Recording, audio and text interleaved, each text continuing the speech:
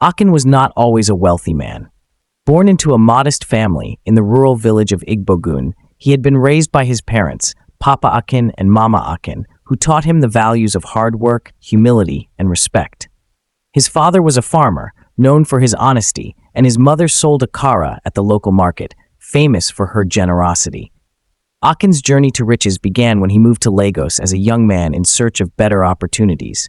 He worked under a local chief as a trader, handling import and export goods. He was shrewd, quickly learning the ins and outs of the business, and within a few years, he managed to save enough money to start his own trading company.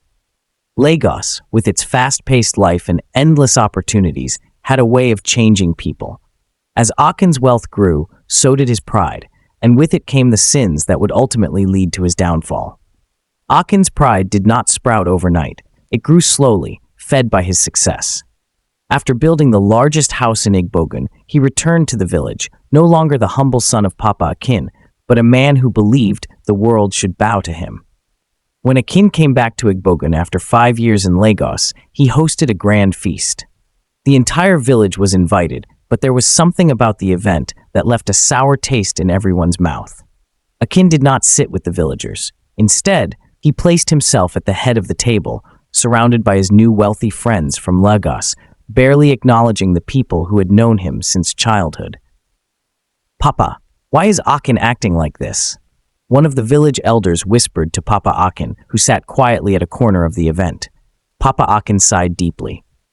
"We gave him everything, yet he's forgotten where he came from." As the feast went on, Akin stood to give a speech. He spoke about how he had made it on his own, never once mentioning his parents or the sacrifices they had made to send him to school. Mama Akin's eyes welled with tears. "My son, he's changed." A week after the feast, Akin visited the village market to buy some palm oil for his wife, Amaka. The moment he stepped into the market, the traders rushed to greet him, eager to sell their wares to the wealthy man. But Akin walked past them without a word.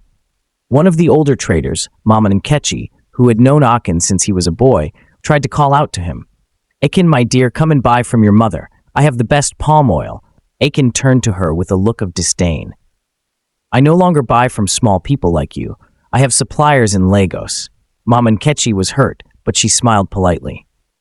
"Ah, Lagos, but you remember we are your family here." "I have no family in the market," Akin replied, walking away. The incident spread through the village like wildfire, and soon Akin became the subject of gossip. After solidifying his wealth in Lagos, Akin's greed began to take over. No amount of money or property was enough for him. The more he had, the more he wanted. It wasn't long after his homecoming that Akin's greed led him into shady deals. One day, Kola, an old friend from Lagos, approached him with an offer. "Akin, I have a business proposal for you," Kola said as they sat in a local bar in Lagos.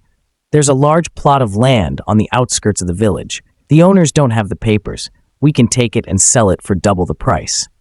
Akin frowned slightly. "But if the owners don't have papers, isn't that illegal?" Kola shrugged. "Who cares about legality when there's money to be made? You want to be richer than you are, don't you?" The thought of more money made Akin's pulse quicken. He knew it was wrong, but the temptation was too great. He agreed to the deal, and they forged documents to take ownership of the land. The sale brought in a huge profit, but it left several families homeless. When the village elders confronted him, Akin brushed them off. "They should have secured their land better. It's not my fault," he said arrogantly. Akin's actions didn't go unnoticed by his parents. One evening, Papa Akin and Mama Akin came to visit him. "My son, we heard about the land," Papa Akin began cautiously. "Why would you do such a thing? People are suffering because of you." Akin waved his hand dismissively. "Those people should have taken care of their property. It's business, Baba. You wouldn't understand. I raised you better than this." Mama Akin interjected, tears in her eyes. "This is not how we taught you to treat people." Akin stood up abruptly, his face hardening. "I don't need lectures from you, Mama. I am successful because I made tough decisions. You lived your whole life poor. Don't expect me to do the same." Papa Akin shook his head sadly. "Money has blinded you, my son." That night, Akin's parents left his house in silence, their hearts heavy. They felt as though they had lost their son to greed. As Akin's wealth grew, so did his desire to be better than everyone around him. His pride and greed fueled his envy of others, especially when anyone came close to his status. A few years later, Akin heard of Benga, a businessman from a neighboring village who had started a successful cassava flour business. Benga was gaining a reputation not just in Lagos, but across the country, and people began to speak of him with admiration. "He's nothing," Akin muttered one day as he overheard a group of men at a local gathering praising Benga's success. "I've been doing business long before he even knew how to count money." Unable to bear the praise Benga was receiving, Akin began spreading false rumors, claiming Benga's business was built on fraud. One day, he ran into Benga at a business conference in Lagos. Benga greeted him warmly, unaware of Akin's resentment. "Akin, it's been a while. I hear your businesses are doing well," Benga said, extending a hand. Akin smiled thinly and shook his hand. "Yes, but not as well as yours, I hear," Benga laughed, oblivious to the malice in Akin's tone. "We're all trying to make it, my brother. There's room for all of us." But Akin didn't believe that. In his mind, there could only be one top dog, and that was supposed to be him. Unable to compete with Benga fairly, Akin took matters into his own hands. He bribed a group of corrupt officials to investigate Benga's business for tax evasion and other crimes. It wasn't long before Benga's business faced legal challenges, and though Benga managed to clear his name, the damage to his reputation had been done. Papa Akin heard about this from the villagers and confronted his son once again. "You tried to destroy Benga because you envy him," Papa Akin said in disappointment. "What has happened to you, Akin?" "I did what I had to do," Akin retorted. "You don't become successful by being soft." "But at what cost?" his father asked. "You are losing your soul." As the envy festered, Akin became a man consumed by anger. Any slight, real or imagined, sent him into a fury. One evening, Akin was reviewing the financial records of his businesses when he noticed some errors. Furious, he summoned his workers to his office. "You fools!" Akin bellowed as his accountant and manager stood before him. "How can you be this incompetent? Do you want to ruin everything I've built?" The accountant, a young man named Tayo, tried to explain. "Sir, it was just a small error. We can fix it." "Fix it?" Akin roared. "You're fired, both of you." Tayo and the manager left the office, humiliated. Word spread through the staff that Akin had become impossible to work with. Soon, many of his most trusted employees began to leave, unable to endure his wrath any longer. Akin's anger wasn't only directed at his workers. His relationship with Amaka deteriorated as well.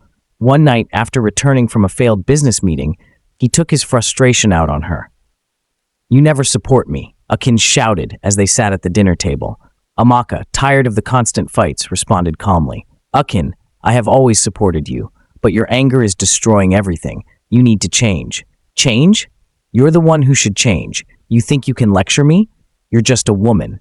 What do you know about business?" Akin's voice echoed through the house, his rage palpable. Amaka stood up, her eyes narrowing. "Akin, I may not know about business the way you do, but I know when a man is destroying himself.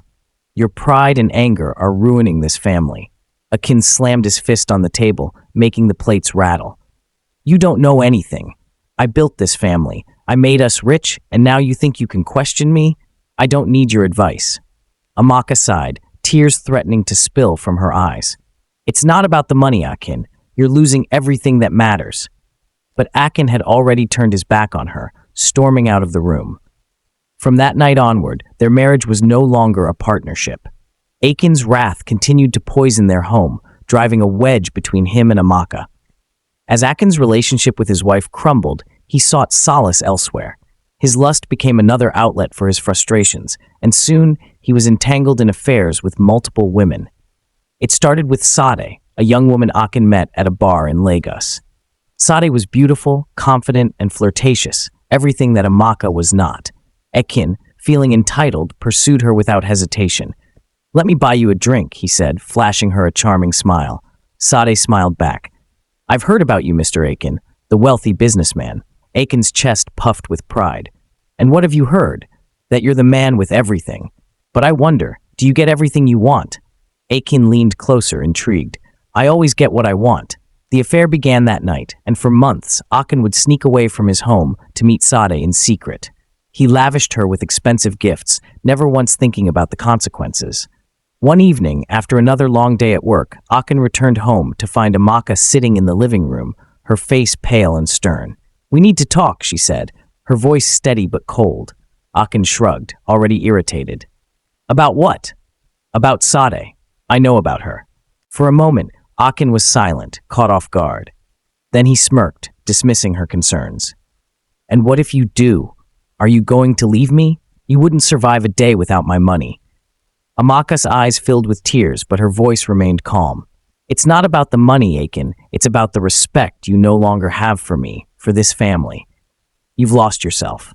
Akin's smirk faded. He could see the pain in her eyes, but his pride wouldn't let him admit his wrongs. "If you don't like it, leave. It'll be fine." That night, Amaka packed her bags and left with their children, leaving Akin alone in the house that once was filled with laughter and love. He didn't stop her, thinking he would be better off without her. With his marriage in shambles and his affairs providing only temporary satisfaction, Akin's appetite for excess grew. He threw lavish parties, spent money recklessly, and indulged in every luxury available to him. Akin's parties became the talk of Lagos. He invited celebrities, politicians, and wealthy businessmen to his mansion, ensuring that no expense was spared. The food flowed endlessly, imported wines filled the tables, and musicians were paid to perform all night. At one such party, Tunde, his old friend, pulled him aside. "Akin, you've been throwing these parties every weekend. It's too much. People are starting to talk." Akin waved him off. "Let them talk. I'm enjoying my life. What's the point of money if you don't spend it?" Tunde shook his head. "But you're spending more than you're making. Your businesses are starting to suffer. You should focus on them." Akin laughed, his voice slurred from the alcohol. "There's always more money to be made. Relax and enjoy the party, Tunde." But Tunde left early that night, concerned for his friend, who was spiraling deeper into excess. While Akin partied, his businesses began to crumble. His workers, demoralized by his neglect and anger, left one by one. His investments failed, and debts started piling up. But Akin was too blinded by his gluttony to notice. One day, his accountant, a man named Chike, came to him with urgent news. "Sir, we need to talk about the company's finances. Things are getting out of control." Akin barely glanced at him. "What do you mean? We're losing money faster than we're making it. The parties, the spending. We can't sustain it." Akin scoffed. "Nonsense. Akin, there's always money." Chike sighed. "Not anymore. If you don't stop now, you'll lose everything." But Akin ignored the warnings. He continued to spend lavishly, convinced that his wealth would never run out. As the years passed, Akin's businesses fell apart, and with them his will to work. He became lazy, relying on the fortune he had left without putting in any effort to rebuild. Akin stopped going to his offices altogether. He spent his days lounging at home, waking up late, and doing nothing productive. His once thriving company became a shadow of its former self. One day, his younger brother Femi visited him at his mansion. Femi had always looked up to Akin, but now, seeing the state of his brother's life, he was deeply concerned. "Akin, what's happened to you?" Femi asked as they sat in the dusty living room, surrounded by unopened letters from creditors. Akin shrugged lazily. "I'm taking a break. I've worked hard all my life. I deserve to rest." "But your businesses are failing. You need to do something before it's too late." Akin yawned, uninterested. "Femi, you worry too much. Everything will sort itself out." But Femi wasn't convinced. He left that day, knowing that his brother was sinking deeper into complacency. Akin's financial troubles soon caught up with him. One afternoon, Kola, the same friend who had introduced him to shady deals, came to visit with news. "Akin, I'm afraid it's over," Kola said grimly. "What do you mean?" Akin asked, still lounging on his sofa. "The government is after you. The land deal we did years ago, it's come back to bite us. And your creditors are preparing to take your house. You need to act fast." But Akin didn't move. He simply stared at the ceiling, as if the gravity of the situation hadn't registered. "Let them try. I'm untouchable." Kola shook his head. "You're not untouchable, Akin. You've lost everything, and if you don't get up and fight, you'll be left with nothing." But Akin didn't fight. He had become so consumed by his sloth that he couldn't even muster the energy to save himself. A few months later, Akin lost everything.